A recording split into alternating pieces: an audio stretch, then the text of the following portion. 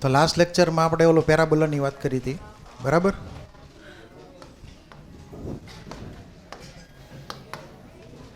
તો ધ્યાન આપજો. હવે આપણે બે ટાઈપના પેરાબોલા મેં તમને આપ્યા હતા. એક આ રીતનો પેરાબોલા હતો અને ત્યારબાદ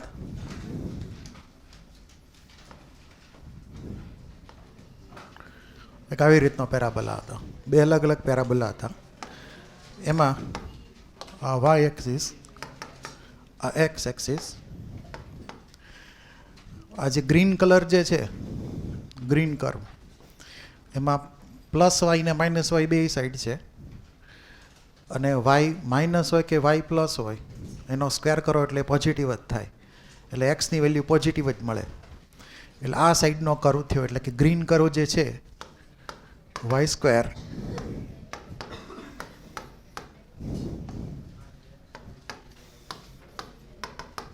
કે એક્સ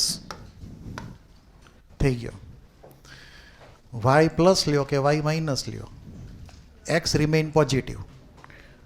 હવે એ તો તમને ખબર છે ને કે આ બાજુના એક્સ કેવા હોય? પોઝિટિવ હોય. અહીંયા નેગેટિવ એક્સ.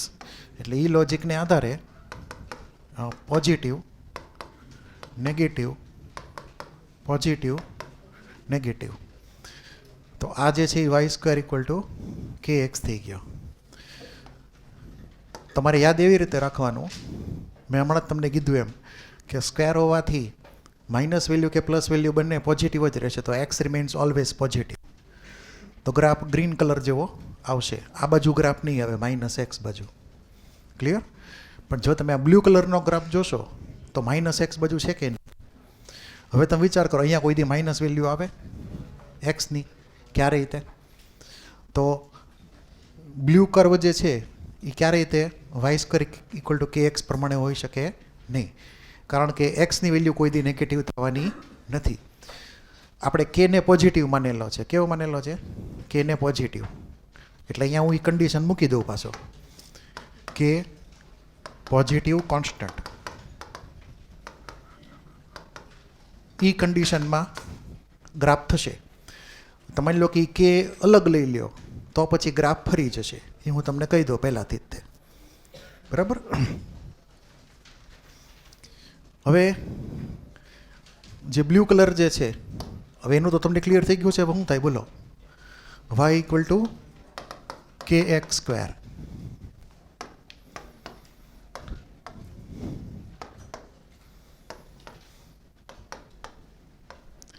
એક્સ પ્લસ પણ હોય, માઇનસ પણ હોય, ગમે એ હોય, પણ એનો સ્ક્વેર પોઝિટિવ જ આવે. એટલે વાયની વેલ્યુ કેવી રહે? પોઝિટિવ જ તે. તો વાય ઇક્વલ ટુ કે એક્સ સ્ક્વેર ઇક્વેશન હોય તો વાય વર્સિસ એક્સનો ગ્રાફ બ્લુ કર્વ થશે. પછી બાકીના બે ખાલી સાઈડમાં નોટ કરી લઈએ આપણે આપણી જાણકારી માટે, કે એમાં જો આવી લાઈન હશે અથવા આ રીતની કોઈ લાઈન આવે અથવા તો આવી રીતે આવે, તો આ ત્રણેય તમને ઓળખતા આવડવા જોઈએ. એમાં આ જે છે એ કઈ થઈ ગઈ? Y equal to M x plus c. Blue જે છે એ વાય ઇક્વલ ટુ કે એક્સ.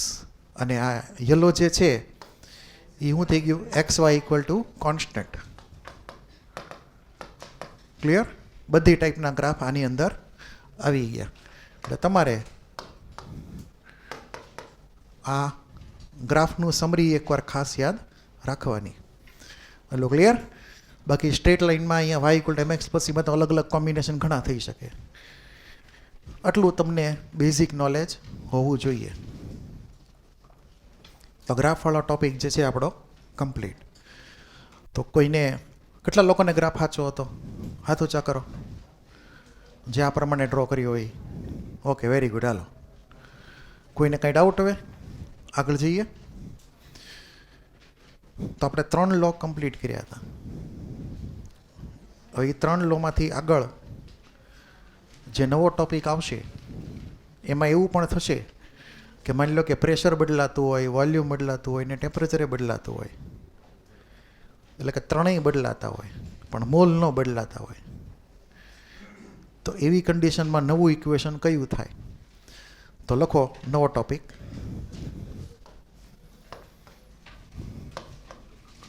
કમ્બાઇન ગેસ ઇક્વેશન, ગુજરાતીમાં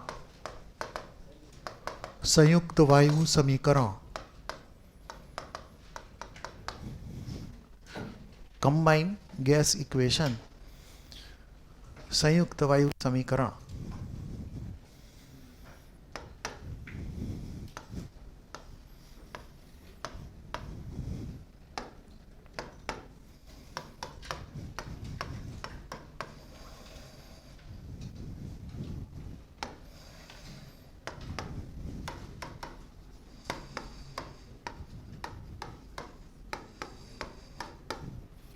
માની લો કે આ સિલિન્ડરમાં ગેસ ભરેલો છે, એના અમુક n મોલ છે, બરાબર? પ્રેશર P1, વોલ્યુમ V1 ને ટેમ્પરેચર T1. હવે આપણે એમાં ચેન્જ કરાવીએ, વોલ્યુમ ચેન્જ, ટેમ્પરેચર ચેન્જ ને પ્રેશર ચેન્જ. ક્લિયર? બધું એક સાથે. એટલે માની લો કે આપણને પહેલાં કરતાં અલગ સિલિન્ડર મળે અને એમાં નવું પ્રેશર P2 થઈ જાય, નવું વોલ્યુમ T2 થઈ જાય, નવું ટેમ્પરેચર T2 થઈ જાય. એને આપણે કહી દઈએ સ્ટેટ 2, અવસ્થા 2. ક્લિયર? તો આપણે સ્ટેટ 1માંથી સ્ટેટ 2માં ગયા, મોલ કોન્સ્ટન્ટ રહ્યા. મોલ જે હતા ગેસના એ એનના એન જ છે, એમાં કોઈ ચેન્જ આવ્યો નથી, બરાબર? તો અહીંયા આ ચેન્જ આપણે કર્યો. તો જો મોલ કોન્સ્ટન્ટ રહેતા હોય તો એવા સંજોગોમાં સ્ટેટ 1ની અંદર જે ઇક્વેશન હતું એ યાદ કરી લઈએ, P1 V1 = nRT1. આમ લખી શકાય. આ બાજુનું ઇક્વેશન જે છે P2 V2 nRT2 એમ લખી શકાય. હવે જો n છે એ કોન્સ્ટન્ટ છે, R જે છે એ કોન્સ્ટન્ટ છે. અહીંયા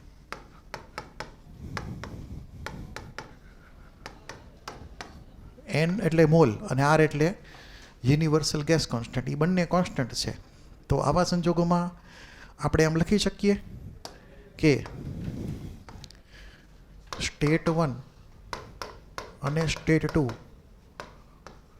NR = NR. બંને બાજુના NR કેવા છે? સરખા. તો એવો મતલબ એમ થયો, એનો મતલબ એમ થયો કે P1 V1 / T1 = P2 V2 / T2. કેમ કે NR લઈ લ્યો અલગથી, તો અહીંયા શું થાય? P1 V1 / T1 થઈ જશે.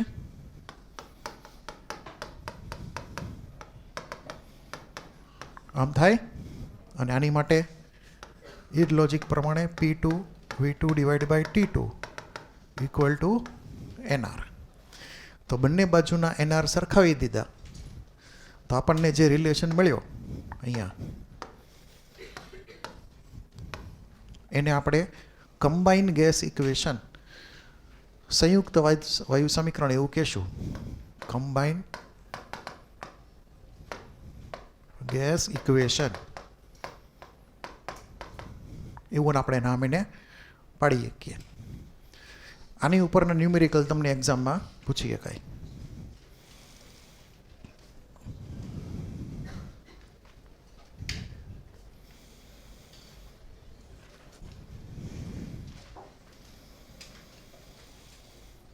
લખાઈ ગયું?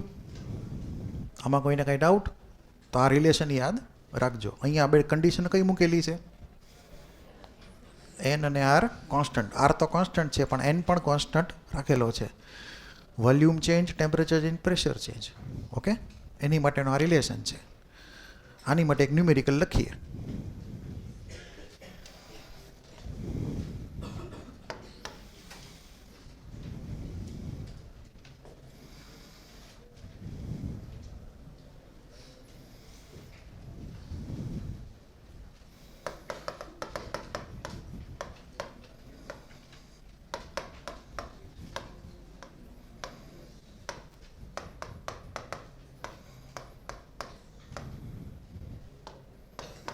લખવા માંડજો, પછી સમજાવું છું.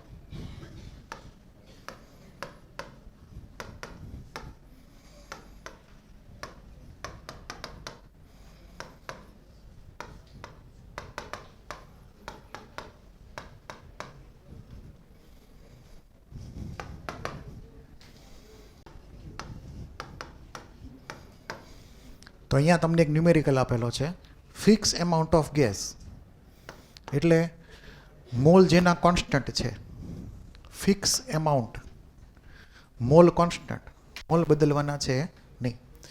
એનું સ્ટાર્ટિંગ ટેમ્પરેચર 300 કેલ્વિન છે, શરૂઆતનું કદ તાપમાન 300 કેલ્વિન, શરૂઆતનું વોલ્યુમ એનું 2 લીટર છે, અને એનું શરૂઆતનું પ્રેશર, સ્ટાર્ટિંગ પ્રેશર જે છે એ 5 ATM છે. એટલે કોઈ એક સિલિન્ડર જે હતો એમાં જે ગેસ ભરેલો હતો એમાં તમને બધી વેલ્યુ આપેલી હતી. P1 હતું 5 ATM, V1 હતું 2 લીટર અને T1 હતું 300 કેલ્વિન. આ સ્ટાર્ટિંગ સિચ્યુએશન હતી કોઈ એક ફિક્સ એમાઉન્ટના ગેસની. એમાઉન્ટ કંઈ કીધું બીધું નથી, એટલે આપણે ચિંતા કરવાની જરૂર છે નહીં. એમાંથી ઈ ગેસનું એક્સપેન્શન એટલે કે વિસ્તરણ થયું. શું થયું? વિસ્તરણ સમજી ગયા ને? તો એક્સપેન્શનનું ગુજરાતી કરવાનું વિસ્તરણ. તો અહીંયા જે લખ્યું એ પ્રમાણે, ઇફ ગેસ અંડરગોઝ એક્સપેન્શન, જો વાયુનું વિસ્તરણ થાય કયા તાપમાને, ટેમ્પરેચરે, તો કે 500 કેલ્વિન ટેમ્પરેચરે. ટેમ્પરેચર નવું તમને આપી દીધું, 500 કેલ્વિન ટેમ્પરેચર. નવું વોલ્યુમ તમને આપી દીધું, ટુ ઓક્યુપાય વોલ્યુમ, નવું કદ વાયુનું કેટલું થયું? 10 લીટર. તો એનું અંતિમ દબાણ, ફાઇનલ પ્રેશર કેટલું હશે? અને એ પણ ફાઇનલ પ્રેશર તમને પૂછેલું છે mmHgમાં, ATMમાં નથી પૂછેલું. ઓકે, એટલે તમારે કન્વર્ઝન કરવું પડશે ATMમાંથી mmHgનું. તો અહીંયા ડાયાગ્રામ ડ્રો કરીએ તો આપણે એવું સમજી શકીએ કે P2 ફાઇન્ડ કરવાનું છે, V2 10 litre, T2 500 kelvin. Clear? ગુજરાતીવાળાને પ્રશ્ન ક્લિયર થઈ ગયો? ઇંગ્લિશમાં જ લખેલો છે. ગુજરાતીવાળા જે છે એને પ્રશ્ન ક્લિયર છે કે કોઈ એક ગેસ હતો ફિક્સ એમાઉન્ટનો, એનું starting pressure 5 ATM, volume 2 litre, temperature 300 kelvin હતું. એમાંથી આપણે એનું એક્સપેન્શન કર્યું, વિસ્તરણ કર્યું હીટિંગ કરીને. નવું ટેમ્પરેચર 500 કેલ્વિન થઈ ગયું, નવું વોલ્યુમ 10 લીટર થઈ ગયું. તો નવું પ્રેશર કેટલું થશે? એટલે કે 3 બદલાણા, પ્રેશરે બદલાણું, વોલ્યુમ બદલાણું, ટેમ્પરેચર બદલાણું, પણ મોલ કેવા રહ્યા? કોન્સ્ટન્ટ. તો અહીંયા મોલ કોન્સ્ટન્ટ છે એટલે નીચે લખશું n કોન્સ્ટન્ટ. તો જ્યારે આવી રીતનો કોઈ ન્યુમેરિકલ આવે તો તમને ક્લિયર થવું જોઈએ કે ભાઈ મોલ કોન્સ્ટન્ટ છે એટલે કમ્બાઇન્ડ ગેસ ઇક્વેશન એપ્લાય કરવાનું છે બે સાઈડ. બરાબર? તો જે રિલેશન હતો એ કયો હતો? P1 V1 divide by T1 equal to P2 V2 divide by T2. Value કોની ફાઇન્ડ કરવાની હતી? P2 ની. તો બધા એક સાઈડ લઈ જઈએ.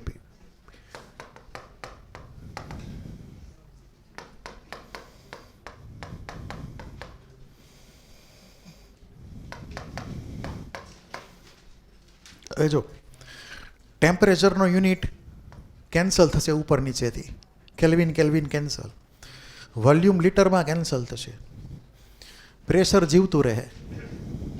બરાબર. હવે તમારી આગળ ઓપ્શન છે કે તમે અહીંયા એટીએમની વેલ્યુ મૂકવા માગો છો શરૂઆતથી જ તે, તો તમને આન્સર કેમાં મળશે? એટીએમમાં.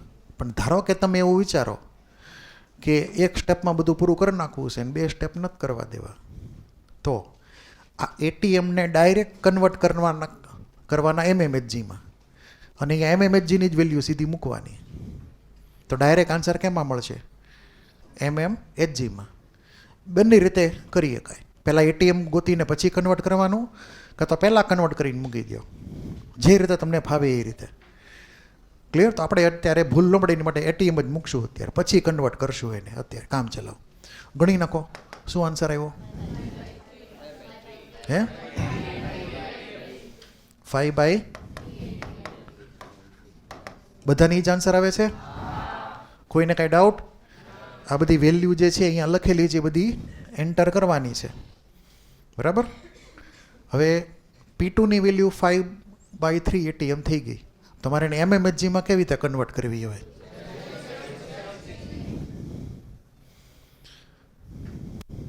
તો હવે આને P2 = 5/3 એટીએમ. એક એટીએમ એટલે કેટલા એમએમએચજી હતા? 760. તો આ એટીએમ દૂર કરવાનો, ત્યાં 760 લખવાનું મલ્ટિપ્લિકેશનમાં. ગણી નાખો કેટલું થાય છે?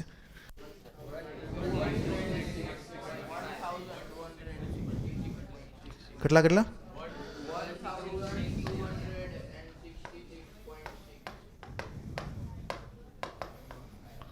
આવો કાંઈ જવાબ આવશે? તો આ ન્યુમેરિકલ કમ્પ્લીટ લખી નાખજો. કોઈને કાંઈ ડાઉટ હોય તો બોલો. આવા ન્યુમેરિકલ આવડશે? સિમ્પલ ન્યુમેરિકલ કમ્બાઇન્ડ ગેસ ઇક્વેશનની એપ્લિકેશન છે.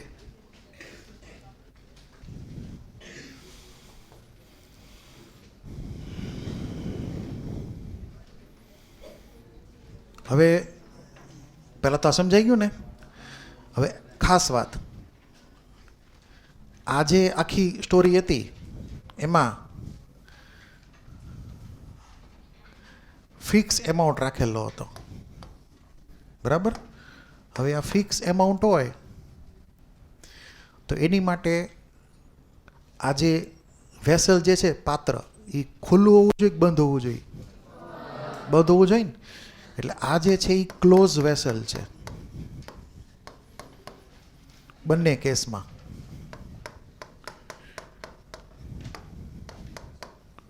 મતલબ શું થયો કે આ જે ઇક્વેશન જે છે એ એપ્લાય ક્યારે કરવાનું? ક્લોઝ વેસલનો તમને ક્લિયર થતું હોય ક્યાંકથી, એટલે કે મોલ રહેતા હોય કોન્સ્ટન્ટ. ક્લિયર? એવા કેસમાં આપણે આ ઇક્વેશન એપ્લાય કરી શકીએ, કેમ કે ગેસ બધો અંદર ને અંદર જ રહેવાનો છે, ગેસ બહાર જવાનું છે નહીં. માની લ્યો કે આ બંધ ન હોય ને ખુલ્લું હોય, ઢાંકણું ખુલ્લું રાખીએ તો ગેસ બધો બહાર ભાગે કે ન ભાગે? ક્લિયર? તો એવા સંજોગોમાં આ ઇક્વેશન એપ્લાય નહીં થાય. ક્લિયર? એટલે પહેલાં તો ડેટા વાંચવાનો, ન્યુમેરિકલમાં હું લખેલું છે ને એ પ્રમાણે જોવાનું કે ભાઈ બંધ પાત્ર છે, ક્લોઝ વેસલ છે કે નહીં, અથવા તો મોલ કોન્સ્ટન્ટ છે કે નહીં. અને મોલ કોન્સ્ટન્ટ નહીં રહે તો આ ઇક્વેશન નહીં આવે, છેતરાતા નહીં. ક્લિયર? હવે એવું એક આપણે ન્યુમેરિકલ લઈએ જેમાં ઓપન વેસલ હોય.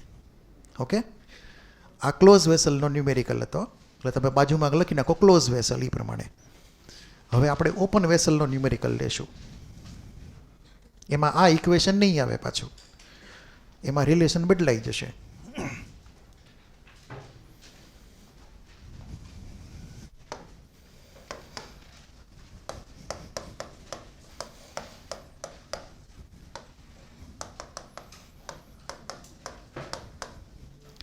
તો ખુલ્લું પાત્ર, ઓપન વેસલ, ઢાંકણું ખુલ્લું છે, બંધ નથી, એવો કેસ.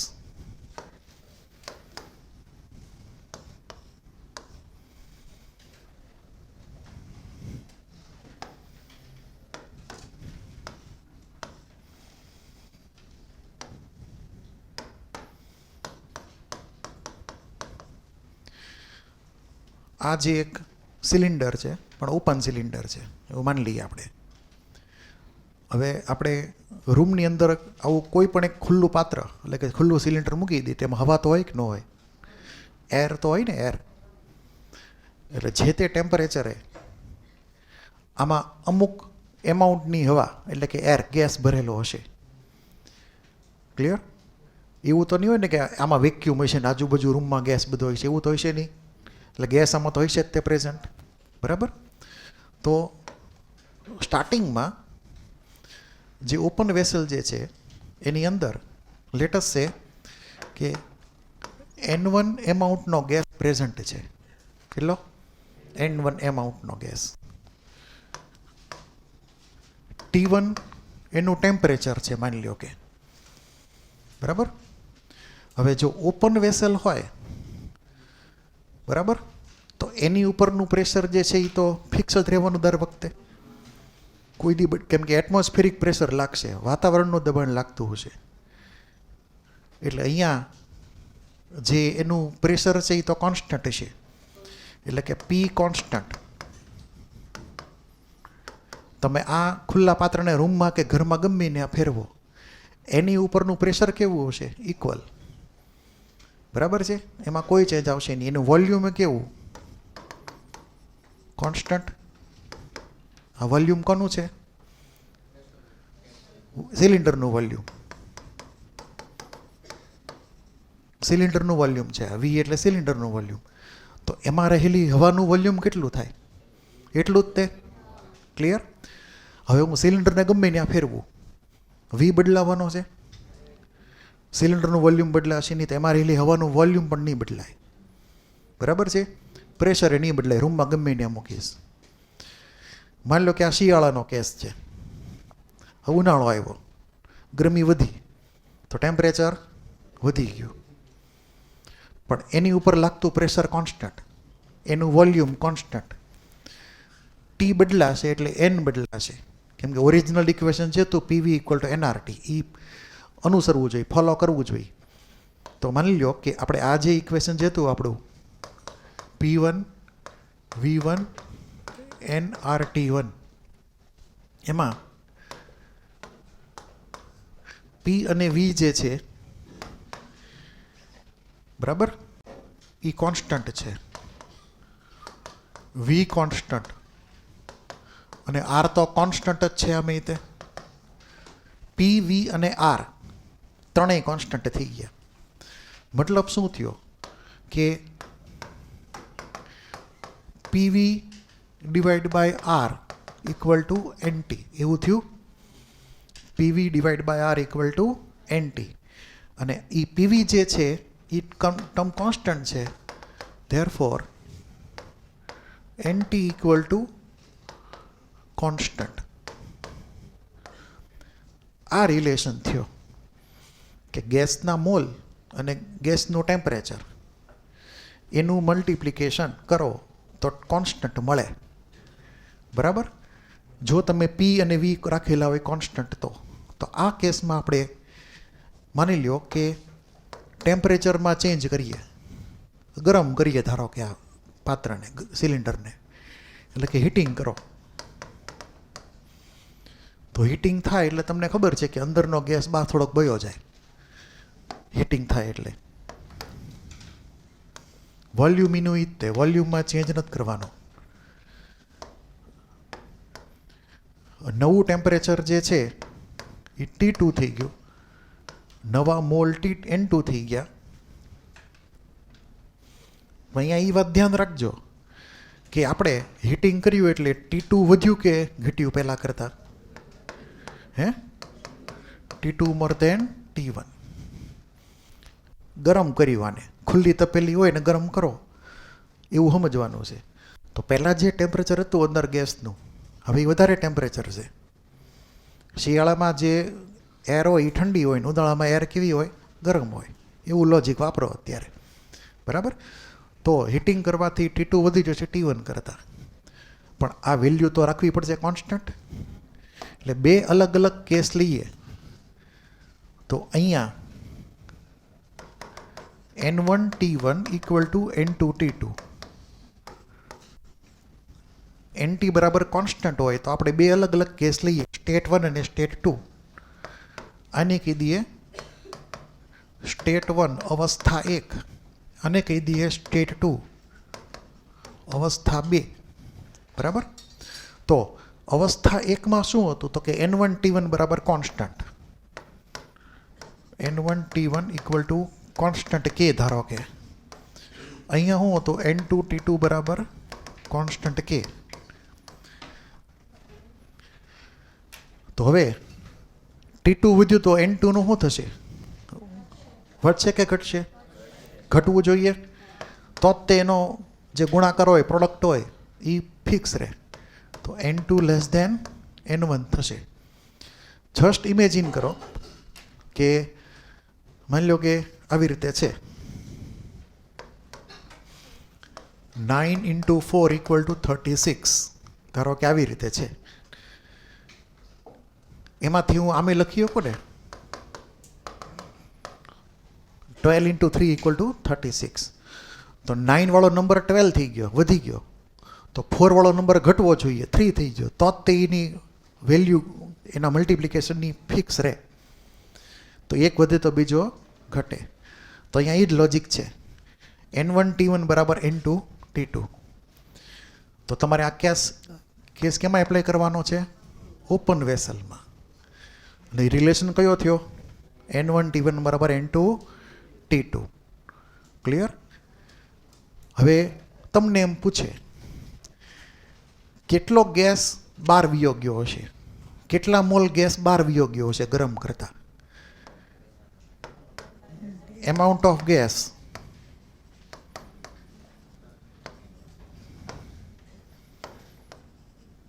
escaped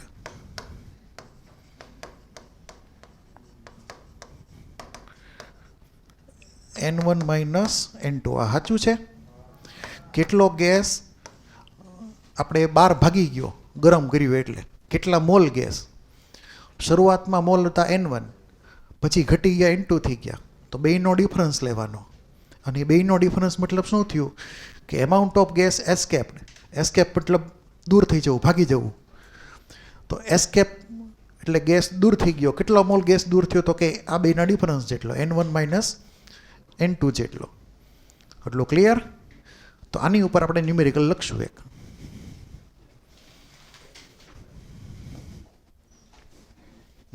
ઓલી ઝેરોક્સ લાવ્યા છો કોઈ?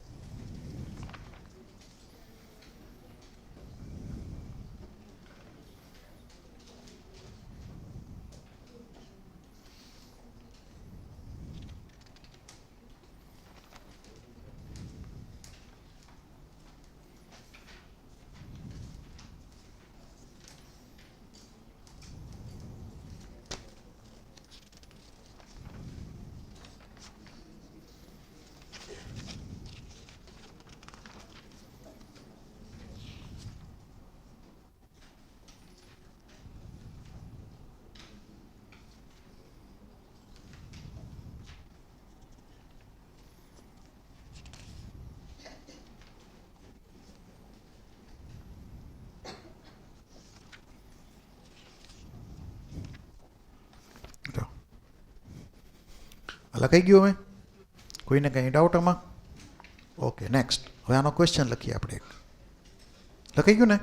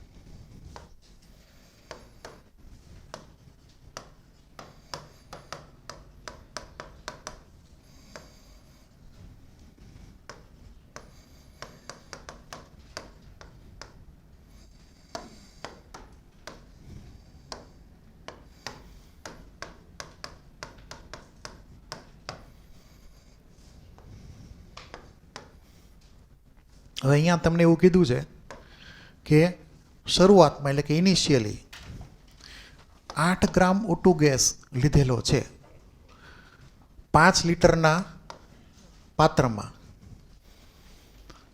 બરાબર, વેસલમાં, અને એનું સ્ટાર્ટિંગ ટેમ્પરેચર 300 કેલ્વિન છે. અને પાછું એ કીધું છે ઓપન વેસલ, બરાબર, ખુલ્લું પાત્ર છે, પાછું બંધ નથી. એટલે ઓપન વેસલમાં O2 ગેસ હતો થોડોક એવો, આખા રૂમમાં એમ તો હતો, પણ આપણે ખાલી એ ઓલા 5 લિટરના વેસલની જ ખાલી વાત કરવાની છે. સ્ટાર્ટિંગ ટેમ્પરેચર 300 કેલ્વિન, એમાઉન્ટ તમને આપેલું છે 8 ગ્રામ O2 ગેસ. હવે એનું હીટિંગ કરવાનું, 300 કેલ્વિનમાંથી ક્યાં લઈ જવાનું છે એને 500 કેલ્વિન ટેમ્પરેચરે લઈ જવાનું છે. તો પ્રશ્ન એવો છે કે what fraction of gas is escaped, કેટલા એમાઉન્ટનો ગેસ એના ફ્રેક્શનના ટર્મ્સમાં વયો ગયો છે બહાર, ટોટલ ગેસમાંથી કેટલો ગેસ વયો ગયો છે બહાર. What fraction of gas is escaped, વાયુનો કેટલો અંશ પાત્રમાંથી બહાર ચાલ્યો ગયો છે એવું સમજવાનું છે. તો આમાં ઓપન વેસલ આવી ગયું, તો ઇક્વેશન કયું થશે હવે, N1T1 = N2T2, બરાબર. એટલે અહીંયા પહેલાં તો ફિગર એકદમ તમને ક્લિયર હોવી જોઈએ કે આ ઓપન વેસલ છે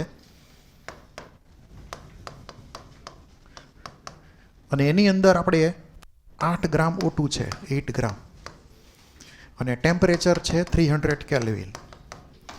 એનું કર્યું હીટિંગ. હીટિંગ કર્યું તો વોલ્યુમ બદલાણું નહીં.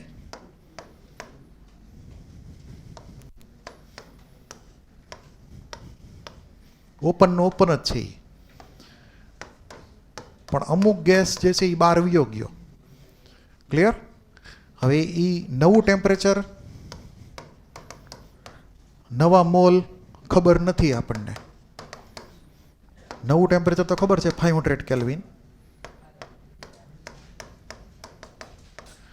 તો આ ન્યુમેરિકલી સોલ્વ કેવી રીતે કરવાનો, આપણને શું આપેલું છે, વેઇટ આપેલું છે. વેઇટ ઉપરથી એટલે કે વજન ઉપરથી આપણને મોલ મળે કે ન મળે. ક્લિયર. તો આપણે એપ્લાય કરીએ ઇક્વેશન ફોર ઓપન વેસલ.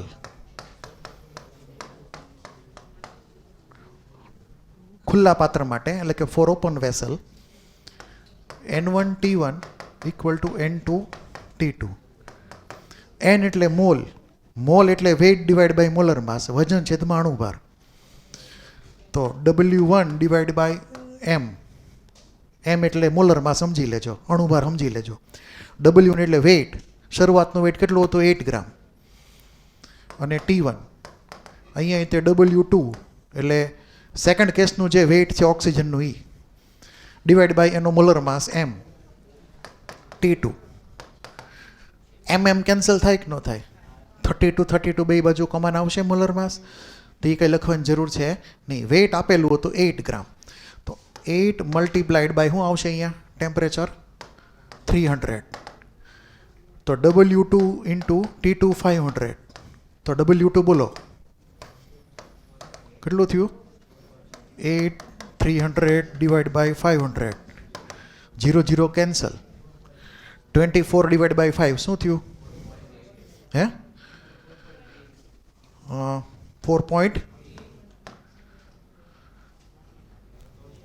4.8 થયા ને.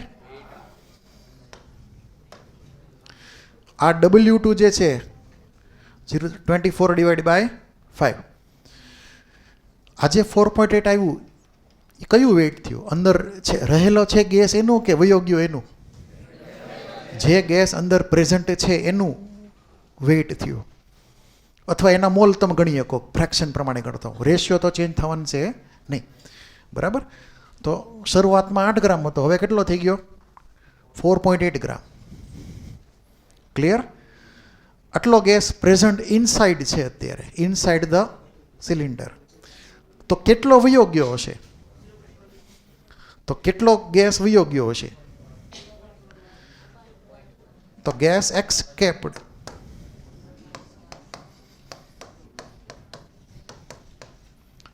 દૂર થયેલો gas, gas escaped W1 minus W2. સ્ટાર્ટિંગનું વેઇટ કેટલું હતું? 8 ગ્રામ માઇનસ 4.8. આન્સર આવ્યો 3.2 ગ્રામ. આટલો ગેસ બહાર વયો ગયો. હજી આ આન્સર નથી. આપણને હું પૂછ્યું what fraction of gas is escape. આપણે તો ફ્રેક્શન ગોતવાનો છે. આપણે તો ખાલી વેઇટ ગોત્યું, કેટલો વેઇટનો ગેસ બહાર વયો ગયો. તો એનો અંશ કેવી રીતે શોધવાનો? તો એની માટે ફ્રેક્શન ઓફ ગેસ એસ્કેપ્ડ. અહીંયા એક રિલેશન લખું છું, તમે કહેજો સાચો ખોટો છે કે નહીં એમ.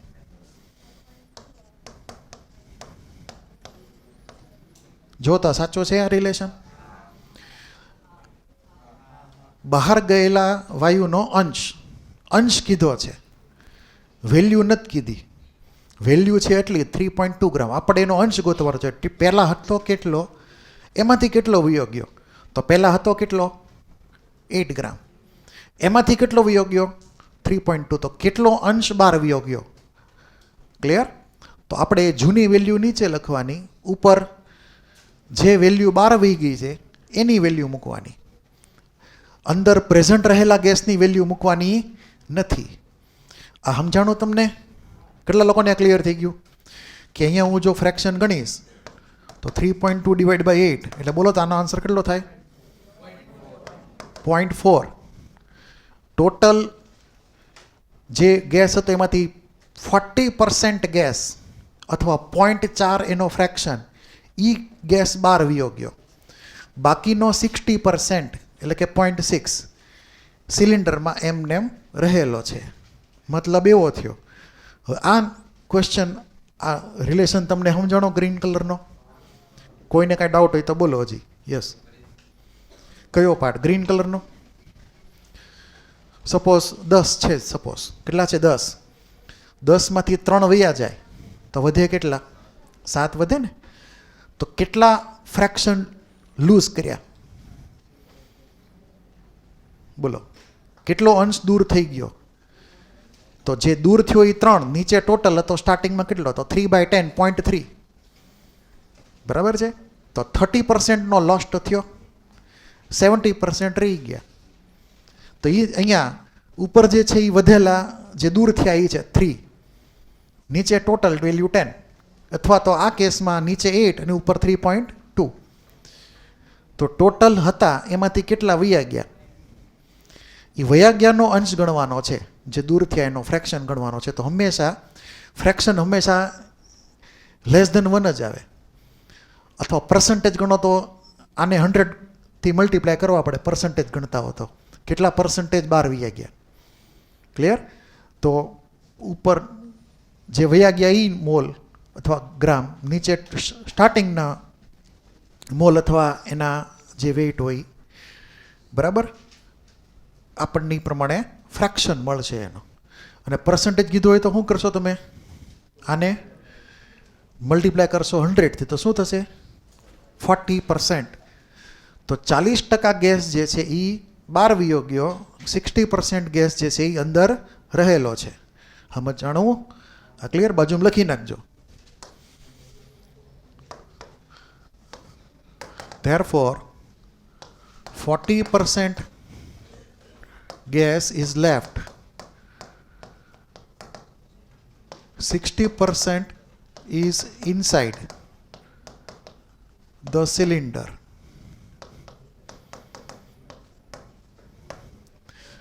40% ગેસ દૂર થઈ ગયો, લેફ્ટ એટલે વયો ગયો, અથવા એસ્કેપ્ડ એટલે વયો ગયો. 60% is inside the cylinder. 60% gas સિલિન્ડરમાં પ્રેઝન્ટ છે. કોઈને કાંઈ ડાઉટ હોય તો હજી બોલી જાઓ. યસ, કયું? મોલમાં આ જ રેશિયો આવશે. વેઇટનો રેશિયો એ જ મોલનો રેશિયો છે. જો તમે મોલનો રેશિયો લેશો ને, મોલમાં કન્વર્ટ કરી નાખો તો આના મોલ કેટલા થાય? આના મોલ કરો તો 0.25 મોલ થાય. બરાબર? તો તમે મોલમાં કન્વર્ટ કરીને પણ તમને આ જ આન્સર મળશે. હે? આવે જ તે 100% આવે. કેમ કે અહીંયા જો મોલ એટલે વેઇટ ડિવાઈડ બાય મોલર માસ. અહીંયા તે મોલ એટલે વેઇટ ડિવાઈડ બાય મોલર માસ. તો મોલનો રેશિયો લ્યો એ તે વેઇટનો રેશિયો થશે. બરાબર? એમ કેન્સલ થઈ જશે. તો તમે મોલને રિપ્લેસ કરી શકો વેઇટથી, સેમ ગેસ હોય ત્યારે. મેં કીધું એ સમજાણો? આન્સર ચેન્જ નહીં થાય, તમે ચેક કરી લેજો ફરી વાર ગણીને. ક્લિયર? કોને નથી આવતો? હવે આવી જશે? વેરીફાઈ કરી લેજો, આવી જ જશે. ઓકે? કોઈને કાંઈ ડાઉટ છે? કોઈને કાંઈ ડાઉટ આમાં? હાલો જવા દઈએ આગળ. નેક્સ્ટ. યસ.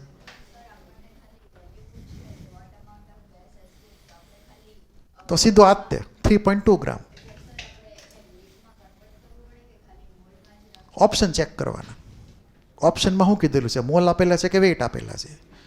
ધારો કે વેઇટ આપ્યો તો કાંઈ સવાલ નથી આવતો, અને મોલ આપેલો હોય તો આને તમે કન્વર્ટ કરો મોલમાં. સોરી, ડિસ્ક્રિપ્ટિવમાં પૂછે, એમાં લખ્યું ન હોય કે કેમાં આન્સર લખવાનો. તો સ્ટાર્ટિંગમાં જે લખ્યું હોય ને ગ્રામ, તો ગ્રામમાં આન્સર આપવાનો. મોલ હોય તો મોલમાં આન્સર આપવાનો. બરાબર? ધ્યાન રાખજો હું જે કહું. એમની વાત એકદમ સાચી છે કે એમ કીધું હોય કે ભાઈ કેટલા એમાઉન્ટનો ગેસ બહાર વિયો ગયો. હવે એમાઉન્ટ બે રીતે નક્કી થાય, ગ્રામથી અને મોલથી. બરાબર? જનરલી આપણે એવું માનશો કે આપણને સ્ટાર્ટિંગમાં જે રીતે એમાઉન્ટ આપેલું હોય ગ્રામમાં, તો ગ્રામમાં આન્સર લખવાનો. મોલમાં કીધું હોય તો મોલમાં આન્સર લખવાનો. અને તેમ છતાંય આપણે કાંઈ ડાઉટ રહેવા દેવો ન હોય તો બેયમાં આન્સર લખો. પહેલાં ગ્રામમાં લખો, પછી મોલમાં લખો, એટલે બેમાંથી એક તો સાચું પડે ને. બરાબર છે? એટલે ઓલાની આગળ માર્ક કપવા માટે કાંઈ રીઝન જ ન રહે કે તમે કન્વર્ટ નથી કર્યું ગ્રામમાં કે મોલમાં. એમ આપણે બેયમાં લખીને એક ખાલી એક મિનિટ વધારે થાય એ. બરાબર? ક્લિયર? હવે કોઈને કાંઈ ડાઉટ? તો આવા ન્યુમેરિકલ તમને આવડવા જોઈ.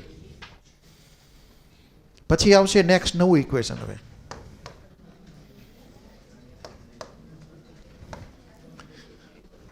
લખો question.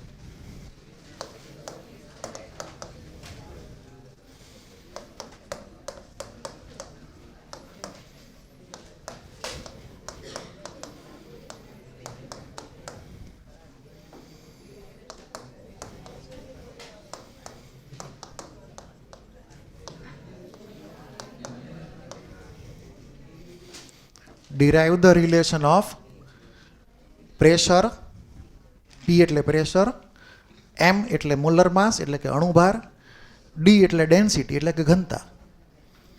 Derive the relation of PMD of ideal gas. તો આદર્શ વાયુના દબાણ, આદર્શ વાયુના અણુભાર અને આદર્શ વાયુની ઘનતા વચ્ચેનો સંબંધ તારવો. ગુજરાતીમાં લખવો એટલે લખજો એ પ્રમાણે. લખી દો ગુજરાતી કે સમજી ગયા? તો આદર્શ વાયુના દબાણ, અણુભાર અને ઘનતા વચ્ચેનો સંબંધ તારવો. બરાબર?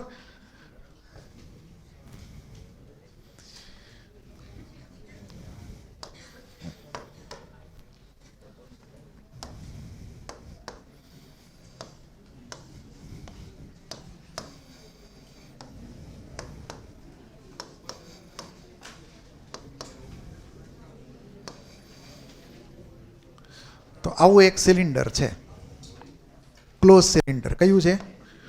Close cylinder.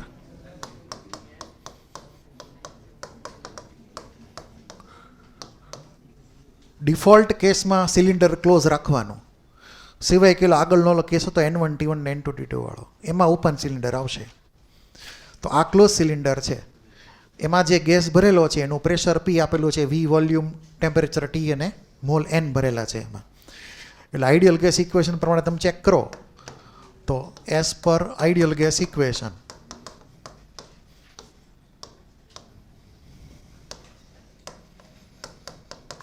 PV equal to NRT. બરાબર? કેમ કે gas is assume to be ideal gas. તો હવે જે મોલ આપેલા છે, મોલને કન્વર્ટ કરીએ વજન છેદમાં અણુભાર, વેઇટ ડિવાઈડ બાય મોલર માસથી. ક્લિયર? તો અહીંયા હું PV equal to weight W ડિવાઈડ બાય મોલર માસ M અને RT એમને રાખું મૂકું છું. ક્લિયર? એટલું તો મોલની બદલે શું આવ્યું? Weight divide by molar mass, વજન છેદમાં અણુભાર. હવે એમને લઈ જાઓ પીની સાઈડ, વીને નીચે લઈ જાઓ.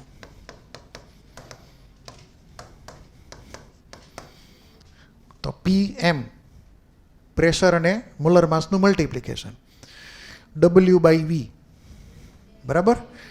અને આર ટી તો એમને જ છે. હવે જો વેઇટ કોનું છે તો કે ગેસનું, વોલ્યુમ કોનું છે તો કે સિલિન્ડરનું. પણ સિલિન્ડરનું જે વોલ્યુમ એ જ વોલ્યુમ કોનું થાય? ગેસનું. એને જેમાં ભરો એ પ્રમાણે એનું વોલ્યુમ આવે ગેસનું. તો ઇનડાયરેક્ટલી આ વી જે છે એ ગેસનું વોલ્યુમથી કહેવાય.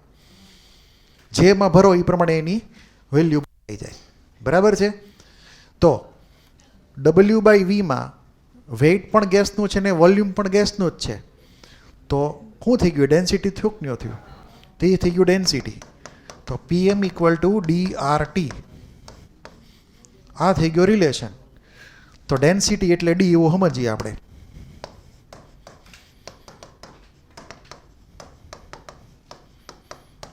ઘનતા બરાબર દળના છેદમાં કદ. Weight by volume. આપણે કેમેસ્ટ્રીમાં વેઇટ અને માસને સરખા માનશું. હા, ખબર છે ને તમને? ફિઝિક્સમાં વેઇટ અલગ હોય, માસ અલગ હોય. કેમેસ્ટ્રીમાં વેઇટ અને માસ સરખા જ માનવાના છે આપણે. એમાં ભેદભાવ કરવાનો છે નહીં. વેઇટે કયો તોય હાલે, માસ કયો તોય હાલે. ક્લિયર બધાને? એટલે હું મોટે ભાગે વેઇટ જ લખીશ, માસ બહુ ઓછી લખીશ. પણ સમજો ને એવી રીતે કે માસ બાય વોલ્યુમ કે વેઇટ બાય વોલ્યુમ હરખું જ થયું કેમેસ્ટ્રીમાં. તો D equal to W by V, જેનો આપણે અહીંયા યુઝ કરેલો છે, બરાબર. તો આ સિમ્પલ રિલેશન. આ રિલેશનમાં ડેરિવેશન જેવું તો કાંઈ ખાસ કહેવાય નહીં, એમને મેં આવડે, બરાબર. આના ગ્રાફ આપે પાછા ફરીવાર. તમને યાદ હોય તો આપણે ઇનડાયરેક્ટલી બોઇલ્સ લો કરેલો હતો, પીવી ઇક્વલ ટુ કે, બરાબર. તો જો ગેસ એક જ હોય, ફિક્સ, માની લો કે O2 ગેસ જ તે, ટેમ્પરેચર ફિક્સ રાખો તો પી પ્રપોર્શનલ ટુ ડી આવે, જે આપણે અગાઉ વાત કરીએ એમ. એટલે આપણે અહીંયા એમ લખી શકીએ, for same gas at constant T P proportional to D, એમ કહીએ કાંઈ. મોલર માસ ફિક્સ થઈ ગયું, ગેસ ફિક્સ થઈ ગયું, એટલે ટેમ્પરેચર કોન્સ્ટન્ટ, તો આર તો કોન્સ્ટન્ટ જ છે, તો પી પ્રપોર્શનલ ટુ ડી થઈ ગયું. એટલું ક્લિયર? પછી તમે એમ પણ કહી શકો કે ભાઈ ગેસ બદલો, હાલો અલગ અલગ ગેસ લ્યો, બરાબર. તો ગેસ અલગ અલગ રાખો તો એ પ્રમાણે ડેન્સિટી દરેકની અલગ અલગ આવે, દરેકના મોલર માસ અલગ અલગ છે એટલે. ક્લિયર એટલું? તો આમાં અલગ અલગ કોમ્બિનેશનના ગ્રાફ આપણી આગળ થઈ શકે.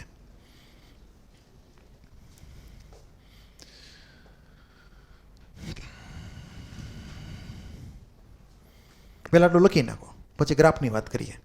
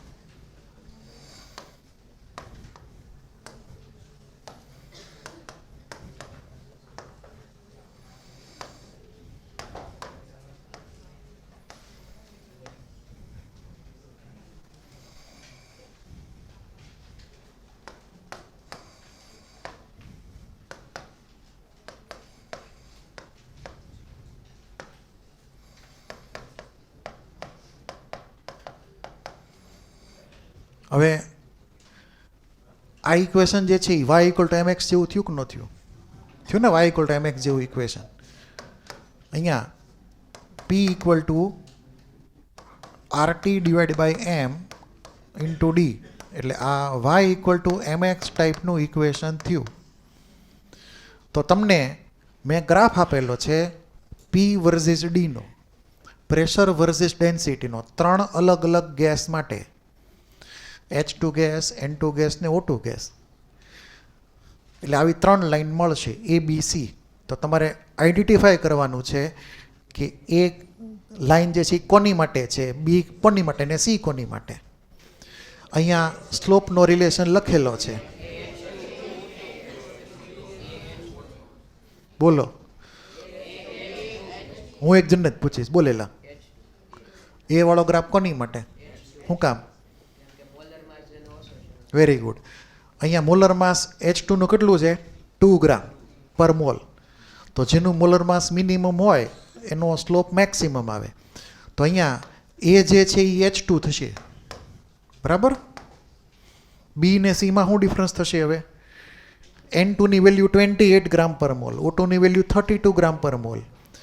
તો નીચે 28 આવે અથવા 32 આવે, મોટું કોણ થાય? 28 વાળું મોટું થશે સ્લોપ એનો. તો આ કોણ થઈ ગયો? N2 અને આ O2. તો આવા 3 અલગ અલગ ગેસ હતા, એનો પ્રેશર ડેન્સિટીનો ગ્રાફ, 3 અલગ અલગ સ્ટ્રેટ લાઇન y = mx ટાઈપની, કે જેમાં સ્લોપ એ પ્રમાણે તમને આપ્યો હતો, બરાબર. ડ્રો કરી નાખો.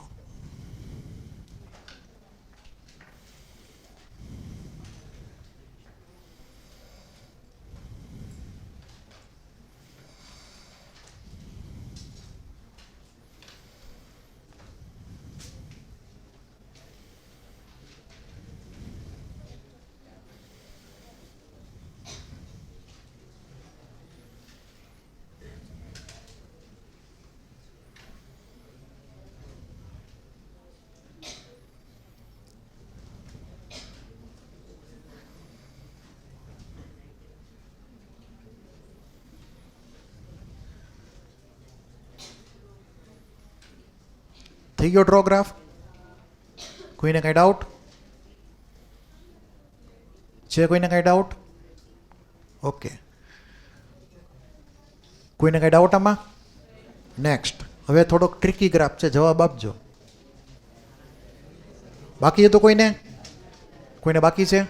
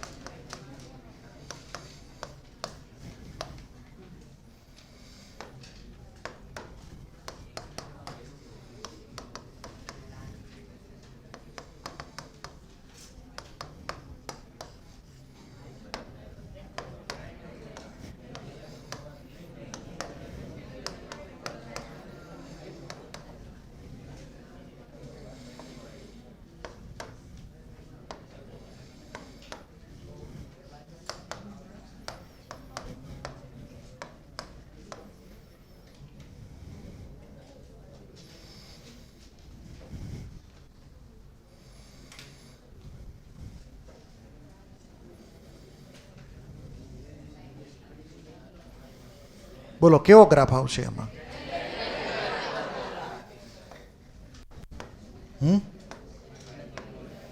કેવો ગ્રાફ આવશે? 3 ગેસ મેં તમને કીધા છે, H2, N2 ને O2. 3 અલગ અલગ કર્વ આવશે કે એક જ કર્વ આવશે? એઝ્યુમ કરો કે ટેમ્પરેચર કોન્સ્ટન્ટ છે, T કોન્સ્ટન્ટ. છેતરાતા નહીં, બરાબર. મેં આ ડેરિવેશન સિમ્પલ આપેલું છે, P/D કરી નાખ્યું અને અહીંયા એમ મલ્ટિપ્લિકેશનમાં છે. તો આ બાજુ RT થઈ ગયું. RTમાં R તો કોન્સ્ટન્ટ, અને જો માની લો કે T પણ કોન્સ્ટન્ટ હોય, બરાબર છે, તો P/D વર્સિસ M, એટલે કે P/D ને હું y એક્સિસ ઉપર લઉં, મોલર માસને હું x એક્સિસ ઉપર લઉં, તો મને y = કોન્સ્ટન્ટ, એટલે કે રેક્ટેન્ગ્યુલર હાઇપરબોલા ટાઈપનો ગ્રાફ મળે. મેં 3 અલગ અલગ ગેસ લીધેલા છે, તો મને 3 કર્વ મળશે કે એક જ કર્વ મળશે? કેટલા લોકો માને છે કે એક જ કરવો મળશે? હાથ ઊંચા કરો. 3 કરવાવાળા કેટલા છે? એક જ કરવાવાળા ફરી વાર હાથ ઊંચા કરો. બોલેલા શું કામ? Very good. તમે છેતરાઈ ગયા. 3 વાળા છેતરાઈ ગયા. જો આ 3 ગેસ હું ફેરવું છું અને 3 ગેસ તો અહીંયા જવાના જ ને. મોલર માસ તો આમે તે ચેન્જ થવાનું છે ને. આ તો મોલર માસ તો અહીંયા છે જ તે વેરિયેબલ એટલે કે ચલ તરીકે. ક્લિયર? કેની વેલ્યુ નક્કી કોણ કરશે? ટેમ્પરેચર. ટી બદલશો ને તો 3 અલગ અલગ કર્વ થશે, પણ બધામાં મોલર માસ તો બદલાય જ છે. આ બધાનો મોલર માસ બદલાય જ છે. તો 3 કર્વ નહીં આવે, એક જ કર્વ આવશે ત્રણેય માટે કોમન. એટલે આવો એક સિમ્પલ ગ્રાફ થઈ ગયો. અલગ અલગ ગ્રાફ નહીં થાય. બરાબર? આ એક જ ગ્રાફ થયો. તમે ખાલી એટલું કહી શકો, માની લો કે અહીંયા માની લો કે 2 હોય એટલે કે H2. બરાબર?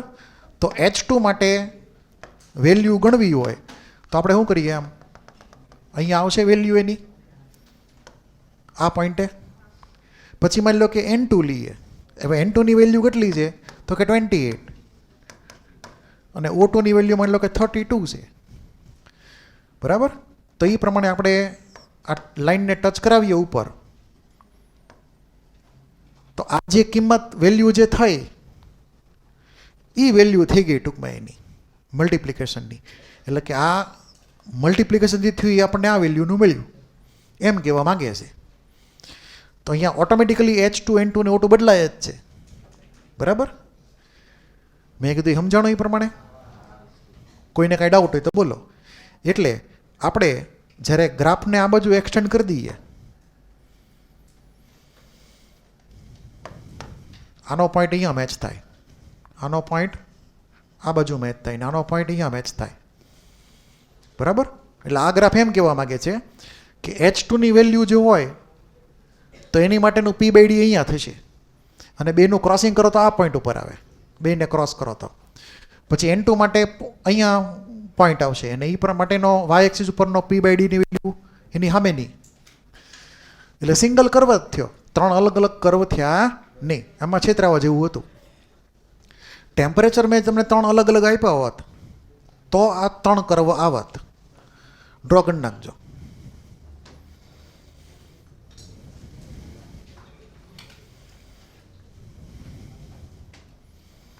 કોઈને કાંઈ ડાઉટ? તો આ તો ગ્રાફ. બીજો એક ગ્રાફ ડ્રો કરીએ.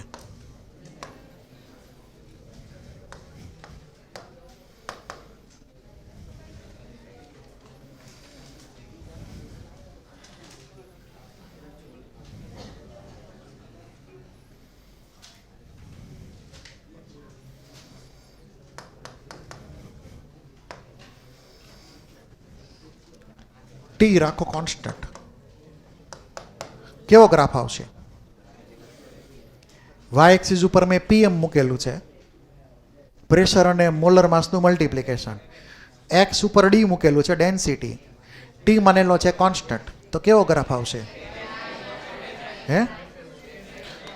અને 3 અલગ અલગ ગેસ લ્યો, H2, O2 ને N2. તો કેટલી સ્ટ્રેટ લાઈન મળશે? 3 કે 1? હે?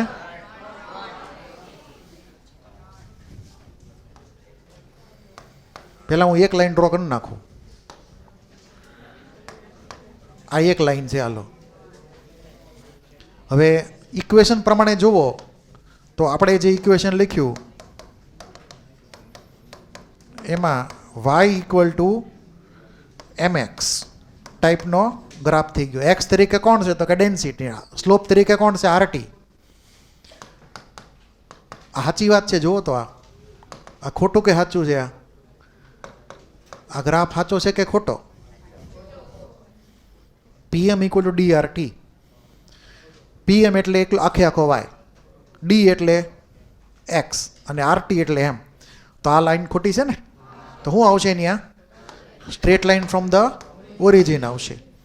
તો હવે માની લો કે આવી રીતે એક મેં લાઈન ડ્રો કરી, તો આ જે છે એ આ ત્રણેય ગેસ માટે કોમન છે. T2 નહીં N2, મારી ભૂલ થઈ ગઈ, કે એક જ અલગ અલગ લાઈન હશે. કહેવાનો મતલબ એમ, આ લાઈન દરેક ગેસ માટે હરખી કે અલગ અલગ? બોલો.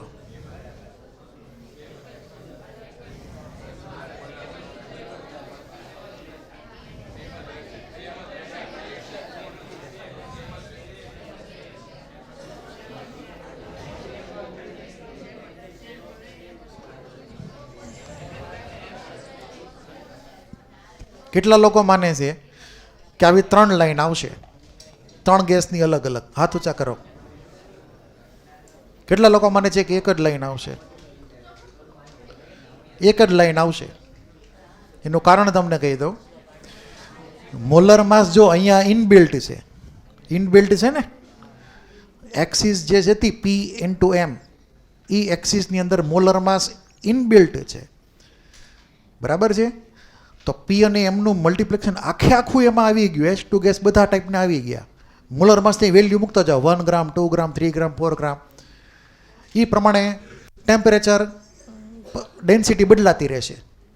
માની લ્યો કે આપણે આની માટે આપણે એવું ઇમેજિન કરીએ કે માની લો કે અહીંયા એક પોઈન્ટ છે આ જગ્યાએ, બરાબર? આ ડેન્સિટી માની લો કે વધતી છે ને, ઇન્ક્રીઝિંગ છે ને, તો અહીંયા પોઈન્ટ ક્રોસ થાય, આ પોઈન્ટ અહીંયા ક્રોસ કરે, આ પોઈન્ટ અહીંયા ક્રોસ કરે. એ પ્રમાણે આપણને જે પોઈન્ટ મળશે અહીંયા, એ અહીંયા એક આ પોઈન્ટ, આવી રીતે ત્રણ વેલ્યુ મળી. તો આ બધા પોઈન્ટ જે હતા, તો ડેન્સિટી પ્રમાણે આપણને વેલ્યુ મળશે P/M ની, બરાબર? ડેન્સિટી જેની વધારે એનું P/M વધારે, P ગુણ્યા M, કેમ કે T કોન્સ્ટન્ટ છે. સ્લોપ બધાનો સરખો જ આવ્યો, સ્લોપ બધાનો કેવો આવ્યો? ઇક્વલ, કેમ કે T કોન્સ્ટન્ટ છે. તો કોઈ પણ ગેસ માટે એનું પોતાનું પ્રેશર ઇન્ટુ મોલર માસ, ડેન્સિટી, એનો ગ્રાફ એક જ લાઈન આવશે. બધા જ ગેસ એક જ લાઈન ઉપર. તો તમે એને H2, N2 ને O2 બધા માટે કોમન કહી શકો, બરાબર છે? મેં કીધું એ સમજાણું. ખાલી ફેર ક્યાં પડશે? ડેન્સિટીમાં ફેર પડશે ત્રણેય ગેસની. એટલું ક્લિયર? હવે તમે જસ્ટ ઇમેજિન કરો કે દરેકમાં હું P ની વેલ્યુ 1 લઈ લો, 1 ATM ધારો કે, બરાબર? તો જેનું મોલર માસ વધારે એની ડેન્સિટી વધારે. તો આ પહેલો પોઈન્ટ હશે એ ડેન્સિટી ઓછી હશે, એટલે કે ઓછા ગ્રામ હશે, બરાબર? પછી N2માં એનથી વધારે ગ્રામ થયા 28, O2માં એનથી વધારે થયા 32. તો આ જે 3 પોઈન્ટ થયા જે નીચે લખેલા છે, એમાં પહેલો પોઈન્ટ H2 નો આવશે, આ N2 નો આવશે ને આ O2 નો આવશે. કેમ કે જેમ માસ વધે એમ ડેન્સિટી વધે, બરાબર? H2, N2 ને O2 આ બધા આ જ લાઈન ઉપર આવશે, બધા એક જ લાઈન ઉપર. અહીંયા અલગ અલગ ગેસ આવશે. લાઈન તો એક જ મળશે આખા ઓલામાં, એક જ તે. એટલું ક્લિયર? તો આવો એક ગ્રાફ તમને એક્ઝામમાં પૂછી શકાય. હવે આને એક સિમ્પલ ન્યુમેરિકલ લઈ લઈએ, કેવો આવે એ, એટલે પછી પૂરું. શનિવારની ટેસ્ટ છે ને, શનિવારની ટેસ્ટમાં આપણે આ ઇક્વેશન સુધીનું ગણવાનું છે. કમ્બાઇન ગેસ ઇક્વેશન આજે ભણ્યા એ, પછી PM = DRT, બધા ગ્રાફ અલગ અલગ ટાઈપના, તમને જે ન્યુમેરિકલ બધા કરાવ્યા એ, આટલું બધું પ્લસ થોડાક MCQ. એ MCQ હું તમને માર્ક કરાવી દઈશ છેલ્લે. તમે ક્યારે છૂટો છો આજે? 2 વાગે. ઓકે, તો આપણે ન્યુમેરિકલ બાકી રાખશું. PM DRT ને હું નહીં પૂછું.